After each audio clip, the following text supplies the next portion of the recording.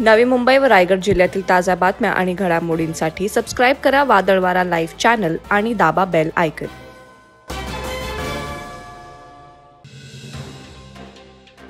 पनवेल शहर पोलीस ठाणे हद्दीत साईबाबा मंदिर जवळ भावना मोबाईल रिपेअर सेंटरमधील दुकानदाराला अज्ञात व्यक्तींनी खुर्चीने मारहाण करून शिवीगाळ करत गल्ल्यातील 13,500 रुपये चोरी केले।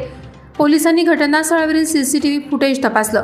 त्यावेळी हे सराईत गुन्हेगार साहिल शंकर धोत्रे वय वर्ष 19 राहणार भिंगरी आणि प्रथम प्रसाद जाधव वय वर्ष 20 राहणार नवनाथ नगर झोपडपट्टी असल्याचं निष्पन्न झालं होतं। दोघे आरोपी पनवेल बस स्टँड परिसरात वाढदिवस साजरा करण्यासाठी येताच पनवेल शहर पोलिसांनी सापळा रचून दोघांनाही अटक केली। कर्जत तालुक्यातील नेरळ ग्रामपंचायतमधील कर्मचाऱ्यांचं वेतन 9 महिन्यांपासून थकीत असल्यामुळे कामगारांनी काम बंद आंदोलन पुकारलंय। या आंदोलनाचा आज तिसरा दिवस उजाडला तर त्यातून तोडगा काढण्यास नेरळ ग्रामपंचायत प्रशासन निष्फळ ठरत आहे। सफाई कर्मचारी आंदोलनाला बसल्याने नेरळ बाजारपेठ आणि परिसरात जागोजागी कचऱ्याचे ढीग दिसत आहेत। परिणामी नेरळकरांच्या आरोग्य समस्येत वाढ होणार असल्याचं बोललं जात आहे। ग्रामपंचायत हद्दीत स्वच्छता आणि पाणी प्रश्न निर्माण होत आहे। हे आंदोलन आणखी चिघळण्याची चिन्ह निर्माण झाली आहेत। उरण शहरातील अनेक इमारतींचं बांधकाम जीर्ण झालंय, त्यामुळे मोडकळीस आलेल्या इमारतींमध्ये कोणीही रहिवासी वास्तव्य करू नये यासाठी प्रत्येक इमारतींना उरण नगर परिषदेने नोटिसा बजावल्यात। या इमारतींमध्ये कोणीही रहिवासी वास्तव करत नाही, मात्र इमारतीचा काही भाग रहदारीच्या रस्त्यावर कोसळला तर नागरिकांच्या जीवितास धोका निर्माण होऊ शकतो अशी भीती प्रवासी नागरिक व्यक्त करत आहेत। उरण शहरात सुमारे 72 इमारती मोडकळीस आलेल्या आहेत। जीवितहानी टाळण्यासाठी ठोस उपाययोजना करण्याची मागणी करण्यात येत आहे।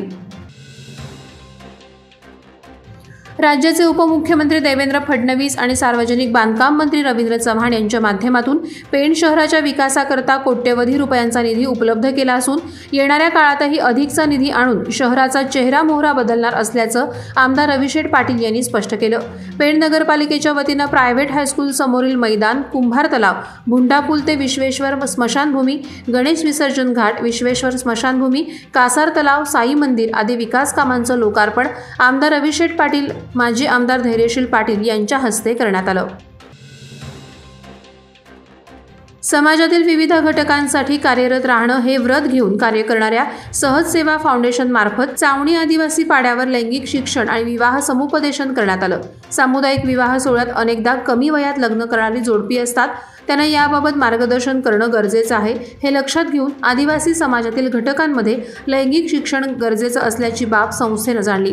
यावेळी बालवयात लग्न झाल्याने पुढील आयुष्यात होणारं नुकसान, सामुदायिक विवाह सोहळ्याचं महत्त्व आणि गुन्हेगारीला आळा घालणं याबाबत समुपदेशन करण्यात आलं।